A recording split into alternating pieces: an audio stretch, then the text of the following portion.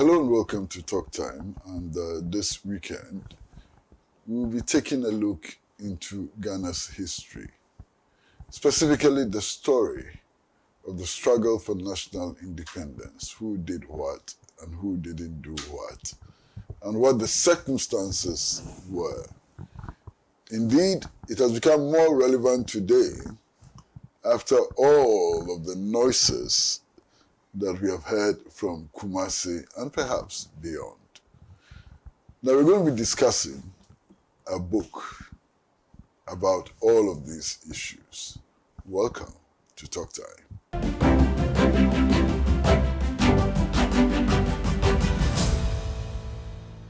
And welcome back to Talk Time. As I indicated, we'll be talking about a book. I'll be talking about a book that I've read, and it happens to be a very, very special book. The title of the book is Ghana's Historic Journey to Self-Government and Independence, and it is Volume 1. It is 500 pages. And the book is authored by Dr. E.G.A. Don Atta, and I didn't know that he had an alliance. Nanako Abaka Kwanda Ho.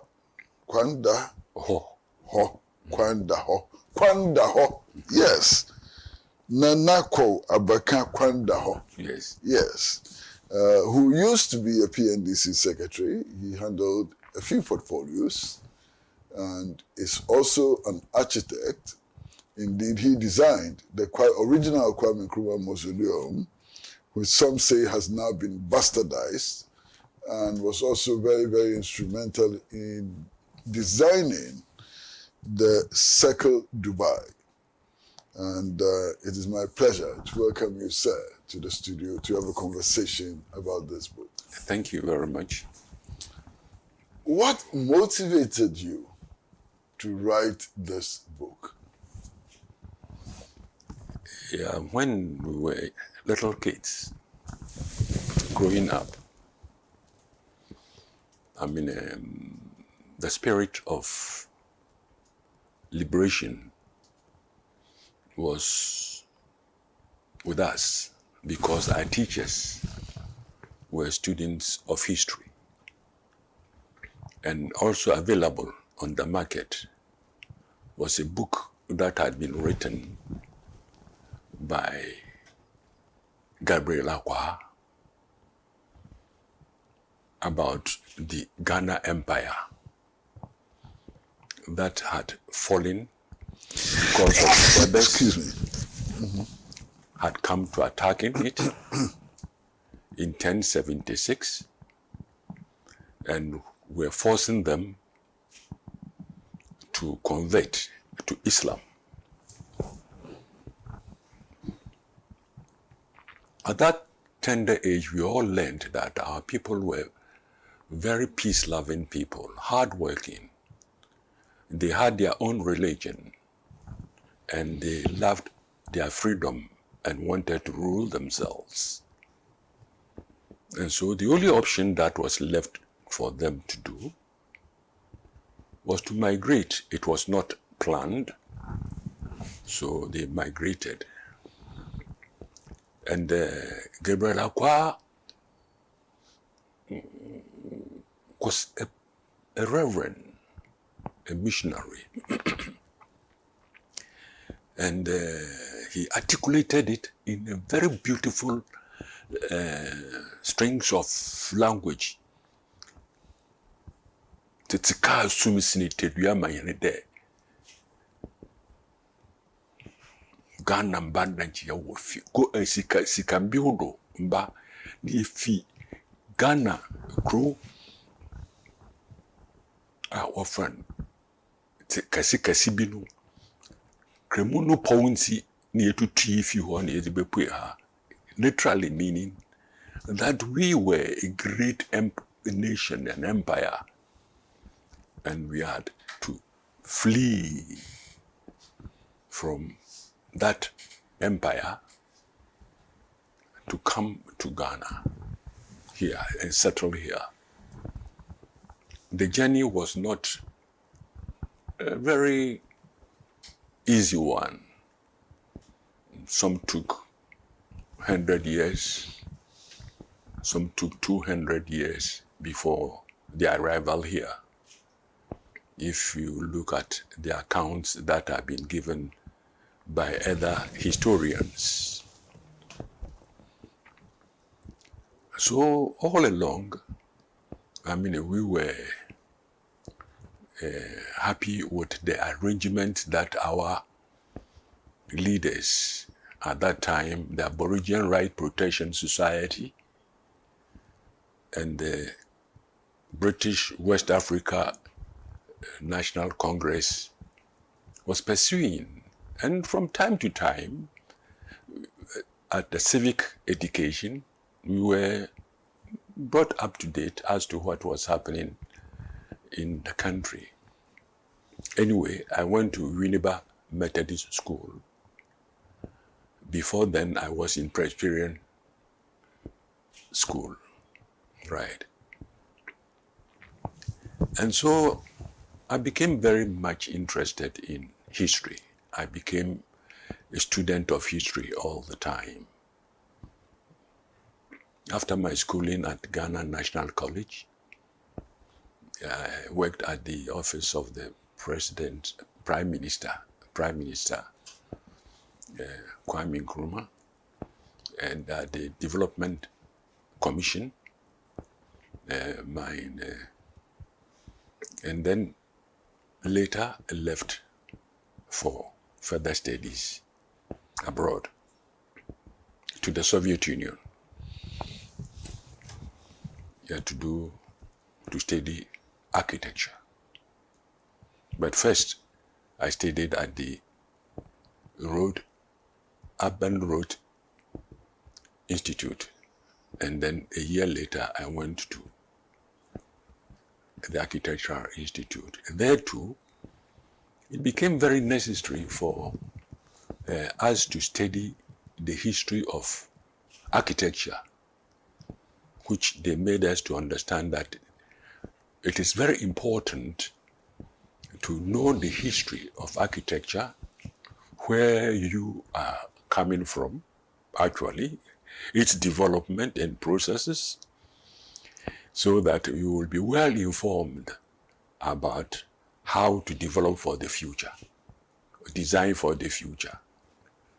Because today, as we sit down here, everything that we have here had come from yesterday.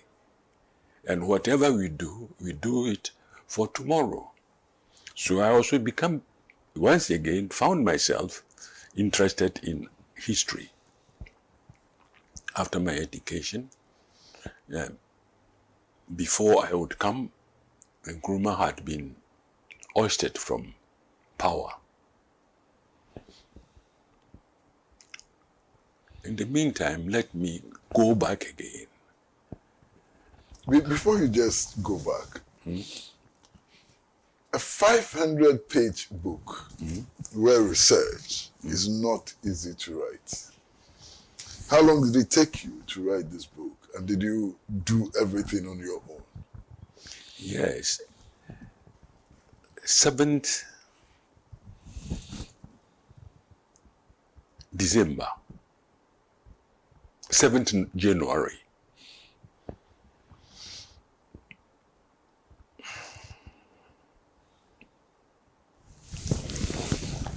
When our His Excellency President Nana Addo Dankwa Akufo-Addo was installed, let me say, at his investiture, he made some profound statements that there were problems with our history, and that history needs to be corrected, and that he was going to do exactly that. I was very much happy and enthused. I wanted to find out what indeed were those things that need to be corrected. Soon there was a pilgrimage to Solpon.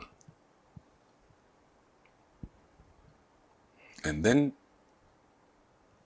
what happened there also excited me, but not in positive way, because I got scared. Because the United Gold Coast Convention itself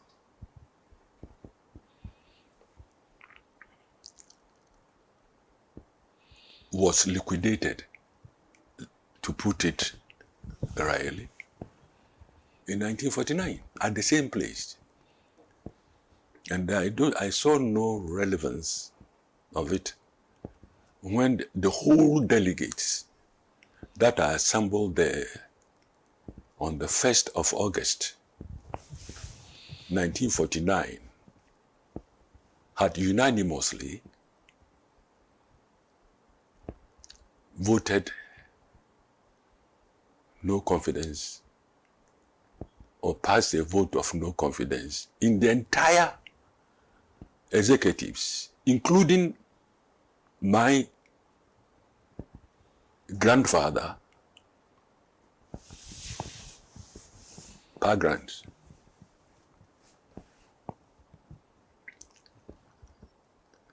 And that before the demise of UGCC, another party, which was supposed to be the party vehicle, the vanguard of UGCC, had on the 12th of June 1949 been formed. And I thought the history that needed to be told was how the UGCC came to an abrupt end, so that all of us will learn the lessons to continue our current experiment, improve upon it continuously, so that we can qualitatively bring up our governance to some good level for everybody to be at peace and see prosperity. So the president's narrative, the story he wanted to change, the history he wanted to alter, was that Nkrumah was not the founder of the modern Republic of Ghana, and that there was some big six which founded the modern Republic of Ghana. What does your book say? What were your findings when you sought to write this book? There was no big six until 28 February event. There wasn't any book six. You are a journalist. It's the pen of a journalist that describes those who have been arrested as the big six of the UGCC, right? In order to mobilize national support for protestation and for their release. And indeed it did work. The students went on strike. They went on the street in central region. A student from St. Augustine's, a student from Mfantsipim, and some other places, right, which finally ended up establishing the Ghana National College, right, after the release of Kwame Nkrumah. So indeed, that aspect, I'm sorry to say, is not the case at all.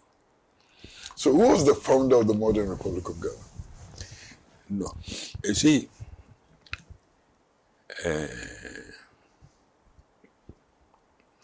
truth in life has its ancestry. And nothing happens in this world without a cause. I mean, I said we had always had the desire to free ourselves when even the colonialists came. But we never had the right type of leadership that could come and articulate how we can totally and absolutely get ourselves freed from the shackles of imperialism and the yoke of bondage. And it was, we had John Sabes, we had Kwejira Grace, we had Atua Humes, we had Irene Sriseis, and then we came with Casely Hayfords. And then we came to Horton Mills. They all were interested in reformation. And this is why most people think that it's quite noble to be a statesman, not to take the bull by the horn. But then, in the 40s, appeared on the political scene a man called Nkrumah, who had left Ghana and stayed away for 10 years in the diaspora. And he had come not by himself. He had a plan to liberate the whole of the continent and was ready to come with a program to Lagos in 1948, August, to set up a program that was to liberate West Africa, because he was the General Secretary of the West African Secretariat, which was formed immediately after the Pan-African Congress at Manchester. And whether or not it was a scheme, still I am researching to find out whether his coming to Ghana was deliberately planned to truncate that program, or it was a good wish. But be as it may, Nkrumah was the General Secretary of the Pan-African Congress, and as I mentioned, also the West African Secretariat. He was called upon to come, to work as a General Secretary of the UGCC, introduced by Akwajeyi. What was unknown to all the people who were there was that Pa Grant was a sponsor of Nkrumah when he was going to study abroad. Mm-hmm. So Pa Grant, he came, and his first statement that he made in Sekondi, when he was introduced by J.B. Dankwa, who himself was also invited to come and join the program. Actually, his invitation was not per se, written to, but he visited the office of Pa Grant.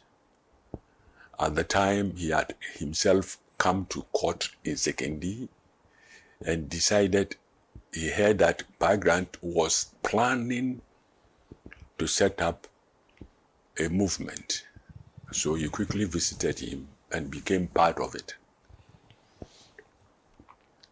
So this movement was the one that had been inaugurated in August 4th, 1947.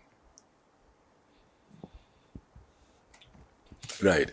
And then Nkrumah, when he came, he landed 16 December, he started working with them. At the time he came, the organization, had been somnolent. And indeed, he came to revive the organization. And Watson's report clearly states that, in the report, that everything that had been done started with the program that Nkrumah brought. Nonetheless, all the members, with the exception of one, disowned the report. That they saw it, they didn't read it. So Nkrumah had to defend the report. From thence, things were not right. So from that day, they leave it with Nkrumah started. Well, viewers, we are in a conversation with Dr. E.G.A. Don Atta, who is the author of this very beautiful but also brilliant book, Ghana's Historical Journey to Self-Government and Independence, Volume 1. And we are discussing the book, how it came to being, and what the book says.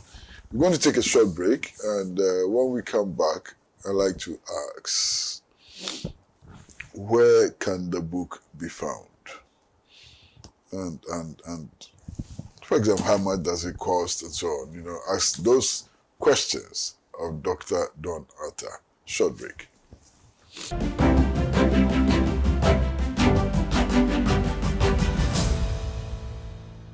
Welcome back to Talk Time, and we are in conversation with Dr. E.G.A. Don Atta. He's an author. He's written a very brilliant book. In fact, I read the book, and I came to the conclusion that it was in the class of Basil Davidson's Black Star. So much information, so much analysis, 500 pages of history. Now, sir, where can we find this book? Freedom Bookshop. That's near the Kwame Nkrumah interchange. Yes. On the Laimomo Yes. Road. Freedom Bookshop. Yeah. Now, this book is about our history. Yes, sir. It's about us and so on. Yes, sir. How much does it cost? Yeah. At the time I was about to launch, it was costing 1,500 cedis. Because the book itself, when we costed it, everything here and there, without necessarily, we're not looking at profits. The consultant gave it, stuck it at 1,500 because limited edition. And it was equated to $100. But the depreciation problems that we are facing would create some changes as far as the price is concerned. But in the meantime, it's $100 and 1,500.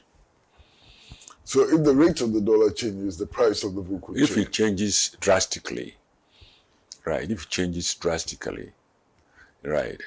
I mean, the consultant did anticipate that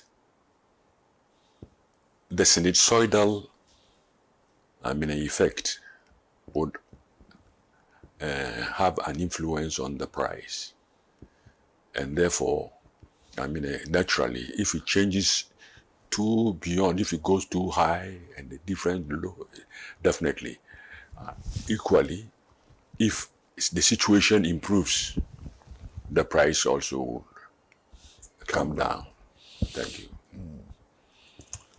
Now, I was at the launch of the book, and there were many, many, many suggestions for history students, history departments, research institutions, and so on, to be interested in this, what was described as the true historical account. Are you making any special efforts to get the book to those who need it most? Yes. You know, I am trying to make the effort, but the political climate, you have to be very tactful. I mean, because I had no bad intention of writing this book,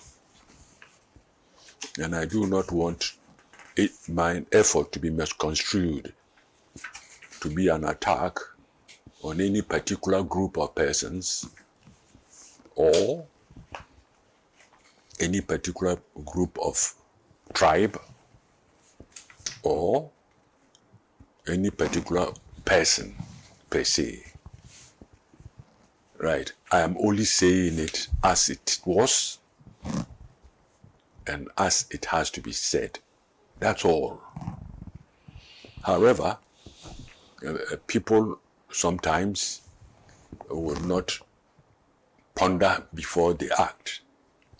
So I am just taking time, and poco a poco we'll get there. Small. Yeah. So in the very first chapter of the book, The Dream of a People and a New Nation. Yeah. Very, very early in the book, actually Yeah. page 6. Yeah. You quote Lord Frederick Lugard, Yes. who advocated the system of indirect rule. Yes. And the quotation is very interesting. That is true. And I would like to find out why you made this quotation. What was it intended to do? But first, let me read the quotation. For 2 or 3 generations, we, the British, can show the Negro what we are. We shall be asked to go away. Then we shall leave the land to those it belongs to. Yes. Chiefs, agents, and our collaborators. Yeah. With the feeling that they have better business friends in us, the British, than in other white men. Why this quotation? Yeah, concatenations of issues have to be exposed properly for people to understand that nothing comes out of nothing. The colonization and new colonization was long ago planned. And at the time, Lugard was making this statement. The colonial secretary was Macmillan, who himself had also said that West Africa, Gold Coast, Nigeria, Sierra Leone, Gambia, and their interests in West Africa will never be allowed to go, and if it becomes necessary, they will have to fight for it. Anyway, David Livingstone is a British man. And then after he had come to Africa and gone back, anyway, he got back and come back. His third time, he went dead. His corpse was carried to, Britain. He suggested the 3 C's. Yes. And finally, the 4th one was a reserve, last sort of a strategy that needed to be sorted out. The 3 C's. The first one was commerce. The second, Christianization. And the 3rd C was civilization. The 4th one was conquest. That was the strategy and the program tactical program that British imperial system adopted. To maintain his control over West Africa. And maintain control of West Africa and his 15 colonies in Africa. This is exactly what and they had in mind. And so, if you look at the statement of Macmillan, the Secretary of State, and the statement of Lord Lugard, there's a great affinity. So that was the thinking of the day. Right. And so, to me, there wasn't anything strange. But all that we have to draw attention to, that we should be mindful of how we act and behave with this, our great friends, who we seen as redeemers. We have the capacity to develop ourselves. What were they looking for? If that same paragraph that you read, I think you could have come about the Commander Touraine, when Osei-Bonsu attacked the Fantis, and the Fantis took a refuge at Nomabo Castle. And he negotiated with them, willingly gave a long chunk of people to them to take away as captives.